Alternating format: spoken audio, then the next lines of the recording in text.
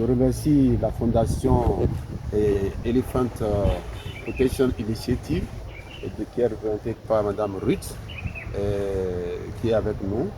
Je remercie tous ceux qui sont venus ici et surtout les médias pour leur participation parce que c'est les médias qui amèneront l'information plus loin. Dans le cadre de la lutte contre la criminalité environnementale de façon générale et surtout la criminalité phonique, EPF appuie certains pays dans la sous-région pour la gestion des stocks des produits animaux, surtout l'ivoire, grâce à l'appui de différents partenaires, dont les Américains. Et pour la mise en œuvre de ce projet pour le volet Bénin, l'Institut Hôpital a été associé pour travailler avec la direction des forêts. C'est ce qu'ils amènent aujourd'hui ici. Et si je parle de la gestion des produits provenant de la lutte contre la criminalité, vous n'êtes pas sans savoir que depuis plusieurs années, il y a des arrestations qui se font en ce qui concerne les produits animaux. Et surtout, on en parle beaucoup quand il s'agit de l'ivoire, à cause de son importance. Mais en dehors de l'ivoire, il y a d'autres produits animaux qui sont saisis. Mais vous savez, c'est des produits vivants, c'est des produits biologiques. Et les conditions, si les conditions ne sont pas réunies pour qu'on les garde, pour les utiliser ou pas, c'est que le milieu dans lequel on les met, ça constitue encore un danger pour la population.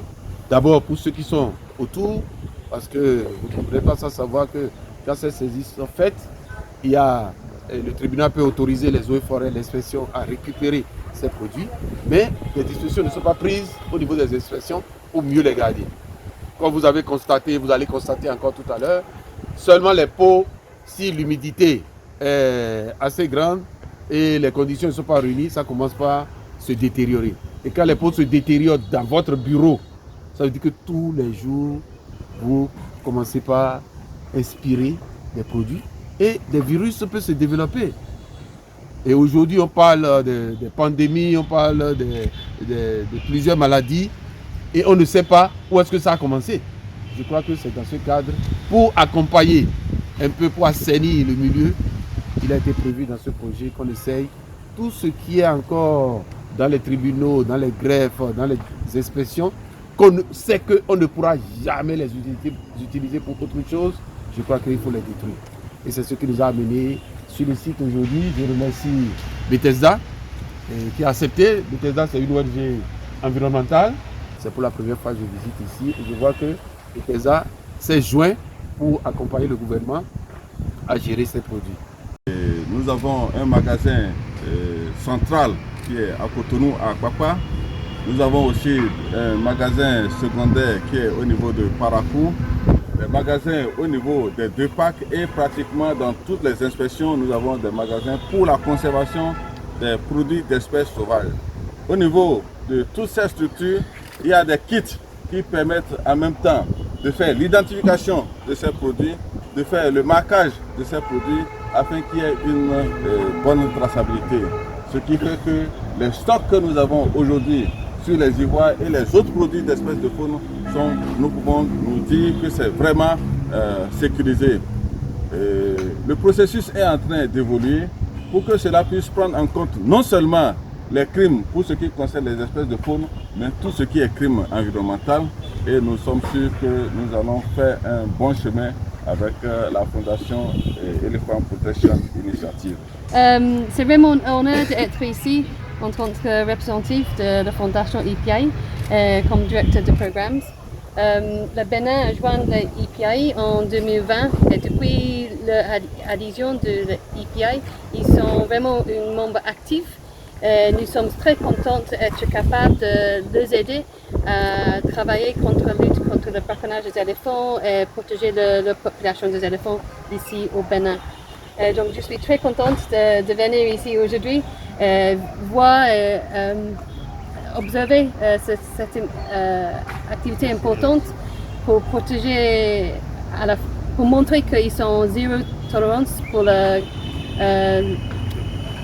trafic de criminalité de faune et aussi pour aider avec le travail sur la santé pour éviter qu'il y ait la transmission de maladies. Donc vraiment c'est important et je félicite félicite le gouvernement de Bénin de prendre cette initiative aujourd'hui. En œuvre de ces procédures opérationnelles standardisées et pour l'efficacité du travail, il faut quand même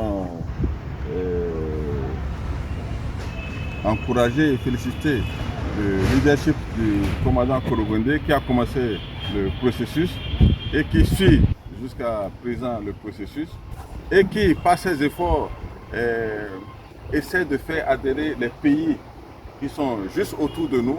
Parce que si les produits sont sécurisés ici et ne sont pas sécurisés ailleurs, ça veut dire que dès qu'un produit va passer du Bénin au Togo, par exemple, on ne pourra pas le trouver. Mais si on est ensemble, on a les mêmes codifications, les mêmes traçabilités. Dès qu'il y a un produit d'espèce de faune lié à la criminalité qui quitte ici, on peut facilement tracer ça partout où ça se trouve. Et si là-bas c'est sécurisé, ici c'est sécurisé, ça veut dire que nous tous, nous sommes en sécurité. Comme on le dit, notre adage qu'on connaît très bien, et ensemble nous sommes plus forts. L'argent troué, c'est ça, non, le symbole du Bénin. Le sang qui a été versé par nos rangers, par nos forestiers, par nos agents d'application des lois pour arriver à opérer ces saisies, que les produits issus de ces saisies ne se retrouvent pas dans le trafic illégal. Sinon, nous-mêmes, nous allons être coupables donc, des crimes qui ont été commis à leur égard. Donc pour le faire, il faut sécuriser. Pour que demain, lorsqu'une pièce doit disparaître d'un magasin qui est sous la responsabilité d'une agence gouvernementale, que la responsabilité soit automatiquement située.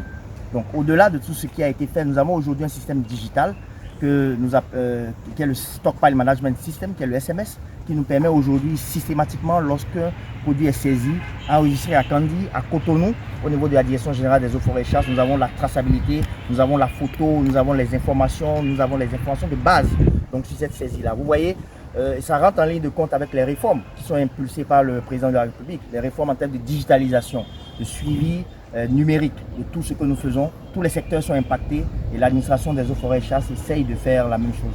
Donc la Fondation pour la protection de l'éléphant est prête à accompagner donc, ce processus.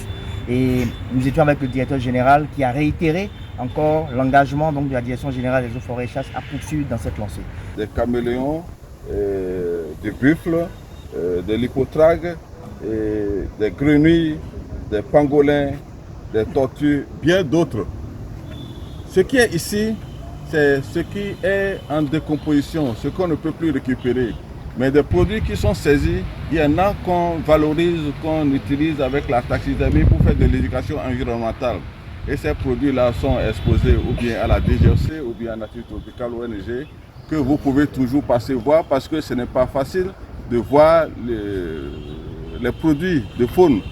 Souvent, les eaux et forêts en défilant utilisent quelques échantillons, mais il y en a bien plus. Vous pouvez passer et les voir. Et vous devez reconnaître que les parcs constituent quand même aujourd'hui, disons, un réservoir de conservation de la biodiversité. Et nous participons activement à donc, conserver cette biodiversité, à développer tout ce qui est donc indiqué pour que les espèces de faune emblématiques qui se retrouvent au niveau de ces réserves-là soient conservées de façon durable. Je remercie sincèrement EPI qui est là pour son accompagnement de tous les jours en matière de renforcement des capacités. Donc le directeur me charge de lui dire sincèrement un grand merci pour tout ce qui se fait à nos côtés, tout ce qu'elle fait à l'endroit de l'administration forestière, à l'endroit des partenaires qui nous accompagnent dans la communication. Et c'est le moment aussi de dire un grand merci à l'ONG Nature Tropicale, sans laquelle nous ne pourrons pas être ici aujourd'hui pour les préparatifs et pour la mise en œuvre efficace de ce que nous appelons opérations standardisées. Les procédures opérationnelles standardisées, c'est l'ONG là qui nous a appuyés pour que ça soit réellement mis en œuvre sur le terrain, sur toute l'étendue du territoire national. Donc un grand merci à cette ONG et à tous les partenaires qui ne sont pas ici présents et qui avaient annoncé être avec nous ce matin, mais pour des difficultés de divers ordres, n'ont pas pu être à nos côtés. Sur ce, je nous invite à avancer un peu vers l'incinérateur là-bas pour procéder à la chambre. Ici, c'est le centre de traitement et d'incinération des déchets. Donc, par rapport au reste d'animaux dégradés, nous avons mis à disposition notre site et principalement notre incinérateur. Donc, l'incinérateur est déjà préchauffé prêt maintenant pour prendre les débris, les restes d'animaux, les os et autres, les animaux dégradés. Et les dispositions sont prises pour faciliter cette activité ce matin. Donc nous attendons mettre les déchets, les restes d'animaux dégradés dans l'incinérateur pour que ça puisse être incinéré.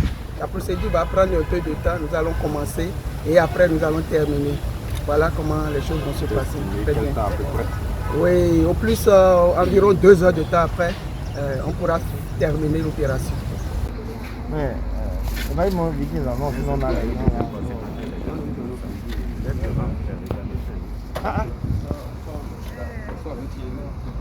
non, non,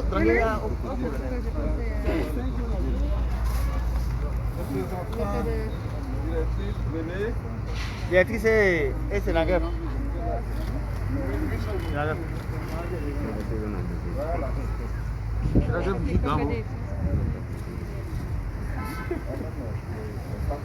Vous remettez aux autres, c'est ça? Non, on prend symboliquement pour jeter.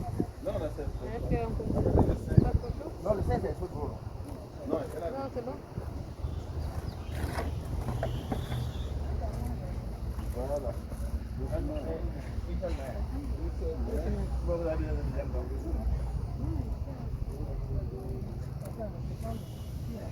Il y a la fausse ou bien on pousse avec la pelle.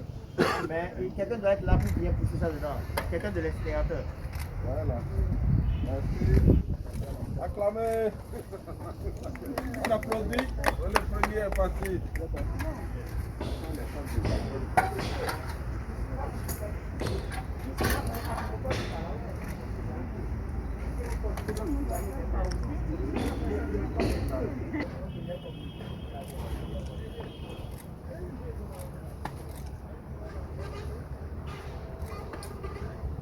Voilà.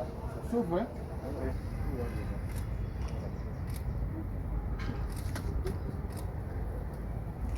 Voilà. On met ça à côté, ce sera fera comme ça pour le quand tu prends une photo. Pas trop loin, non.